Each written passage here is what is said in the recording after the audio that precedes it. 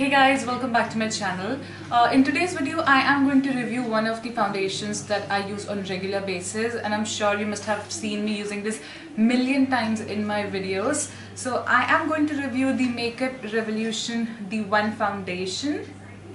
The foundation has a very light texture and has a very sheer coverage. So if you are someone who likes her foundation to be medium or probably high coverage, then this is not the product for you. This is the cardboard packaging that the product comes in, and it's in a pretty bad shape because I've been using it for more than a year now.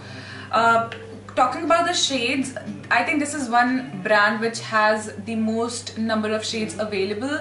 They have, I think if I'm not wrong, they have around 14 shades in this particular foundation, ranging from shade number 1 till shade number 14, 1 being the palest and 14 being the darkest. So of course you have a wide variety of shades to choose from, and I'm sure each one of us would be able to find a shade matching their skin tone. The one that I have is in the shade 9. When I was looking for online swatches, firstly I could not find a lot of South Asian people reviewing this foundation, or any Indian blogger or YouTuber for that matter reviewing this foundation. So it was kind of difficult to identify, what kind of a shade would match me, because they were mostly UK based bloggers who are pretty white and pretty pale. So it was really difficult for me to decide what shade would go with my skin tone. So I went online, researched for like 2-3 months thoroughly before I could decide what shade to go for, just because these foundations, in fact the Makeup Revolution products, are not available over the counter or any, at any local store near you. They are available only online. So like I said, I am in the shade number 9.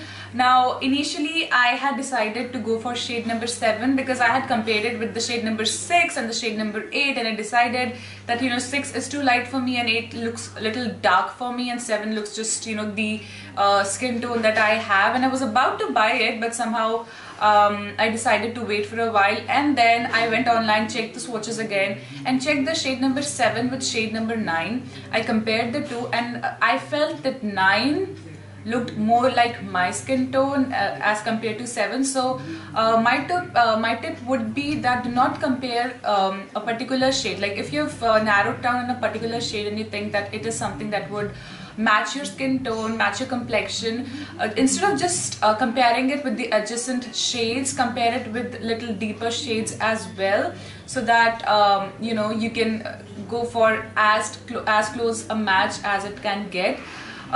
Also, if you are an Indian, specifically if you're someone who has a complexion, a shade which is probably as similar as me, you can go for shade number 9.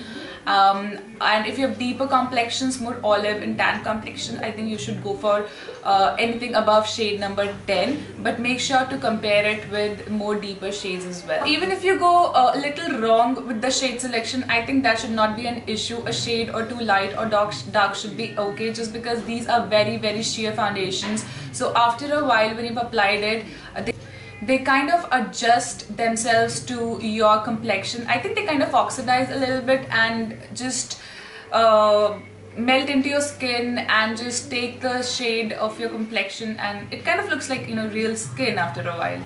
Now when you look at this foundation, you definitely think of MAC Space and Body. The packaging is very, very similar, but these two foundations are like completely different foundations. When I say it's a very lightweight foundation,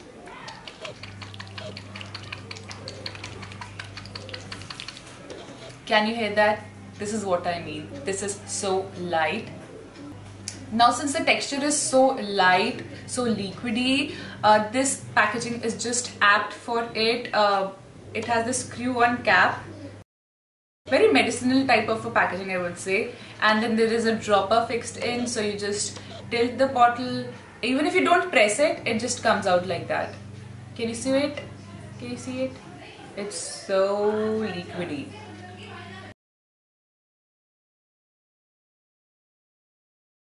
I find the packaging to be very travel friendly, very easy, very practical. just apt for this kind of a consistency.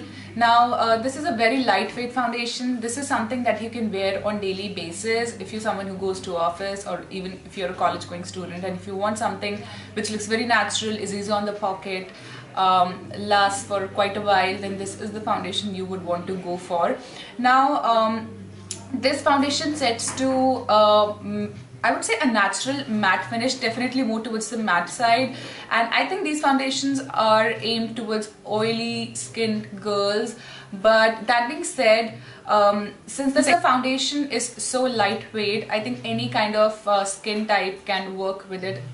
Whether you're oily skinned, whether you are combination normal or dry, you must use a moisturizer underneath. Like, I have really oily skin, but I also have dehydrated skin, so I get like really dry patches around my mouth and sometimes around my nose as well. So these are the kind of areas wherein this foundation can cling on and it can accentuate your dry patches. Also, if you're someone who's using some sort of acne medications and you know, ointments, and you have kind of dry and flaky skin on those areas, it would completely accentuate those areas and it would like stick to it and make it look all the more flaky and dry. So make sure you have a nicely scrubbed and a nicely moisturized skin before you put up this foundation. Now, how to use this foundation? Now, this foundation is very lightweight, as I just said, so it can be used on its own to give a very light, natural sort of a finish for everyday look. Also, you can mix it with your moisturizers to get even lighter coverage. Now, I would just go ahead and apply this foundation so that you guys can see how it fares. At this point of time, I do not have any sort of base makeup on. I just have done my eyebrows and applied a little bit of mascara, and I've got my lip balm on. I've moisturized my skin and that's it. There is no primer. I'm not going to set it with a powder, and we'll see how it fares throughout the day. The best tools to apply this foundation has to be your beautiful hands, because this is so lightweight and so runny. If you use brushes or if you use makeup sponges, those tools would end up taking up the product and you would be left with very little product on your face. So yes, of course, your hands are the best things to use this with. This is a very lightweight foundation, so it's extremely easy to work with. This is something you would love to use when you are in a hurry, even, you know, while you are in the car or in the bus. You can just directly apply it on your face. Very easy to work with, doesn't get patchy, blends quickly, gets absorbed into the skin just within the seconds, and this is just for your everyday use. Now, do not expect this to cover up your blemishes or acne scars like greatly. This is a very sheer coverage foundation. It's an everyday foundation, so it is meant to even out your skin tone, and yes, the coverage can be built up to some extent, but I would still not call it even, you know, medium coverage. This is a light coverage foundation for sure. So if you're someone who's looking for you know, covering up your acne scars or a lot of your blemishes, this is not the thing for you. I think this is more for people who have almost flawless skin, and like, I've got acne scars going on here. I've had a huge acne breakout last month because I was not using my prescribed cleanser and everything else was breaking me out. So although the acne has subsided, but I still have the scars over here on my cheeks and over here. So I think this is just the right time to show you guys how it fares in terms of, not only in terms of the staying power, but also in terms of covering these scars. So let's get started. I'm going to take few drops.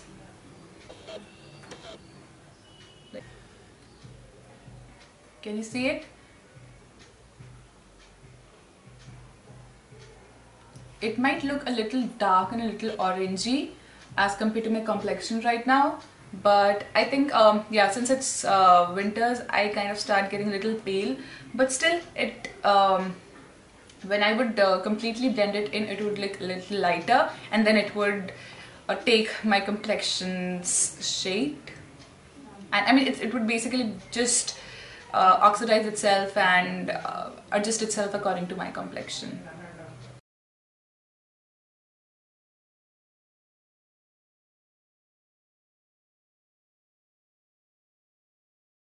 Can you even tell I've got foundation on? But it still makes your skin look a lot better.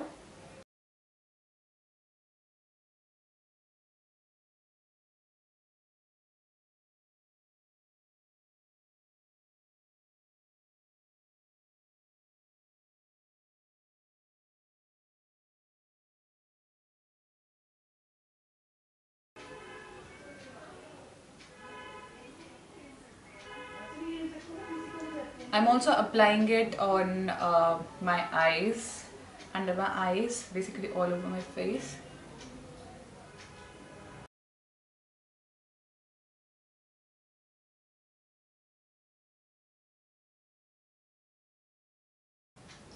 Can you see the difference between both my eyes? I hope you can. I'll try to insert a close-up if I can. But there is a visible difference. Probably not something very drastic, but there is a difference for sure. Especially if someone who's new to makeup and doesn't know how to blend everything in, this is just the perfect thing for you. It doesn't need any effort. Just work with your fingers. I don't know how it's looking on the camera, but even if I've not applied foundation on my neck, I can't really see a lot of difference. Like I said, it's very close to your skin tone, and even if you see a slight difference, I think after a while when the foundation would set, this would look even more natural. My skin definitely looks a lot more even. The blemishes, you can still see through the blemishes. Of course, you can go ahead and apply a second layer, but that's just, you know, totally your take. See, I would apply the second layer only on the blemishes and we will see if it covers it up or not. So far so good. So I've gone and applied a second layer over the blemishes. Definitely it has covered blemishes a little more, but they're still not completely invisible. You can still see them, and that's just how I like it to be honest. You can apply a second layer all over your face if you want, and you can just apply it just like I did, you know, over the blemishes, and keep it like that. Use a concealer, you know, to conceal your under eye areas and things like that, and you should be good to go. If you look at my face right now, I think this has a very natural satiny matte sort of a finish, little powdery, little satiny, not completely matte though. And it looks very natural. You can't even tell if you've put a makeup on. What I like to do is, after a while, once the foundation sets in a little bit, I spray on some toner on my face, and it helps in taking away a little bit of powdery finish that the foundation has, and it blends the foundation really beautifully with my skin, and my skin looks all the more natural, little bit glowy, not really dewy, but a little bit glowy and very natural and very beautiful. So that's that. And you know, in weather like this, you don't really need to set this with a foundation, I mean with a compact.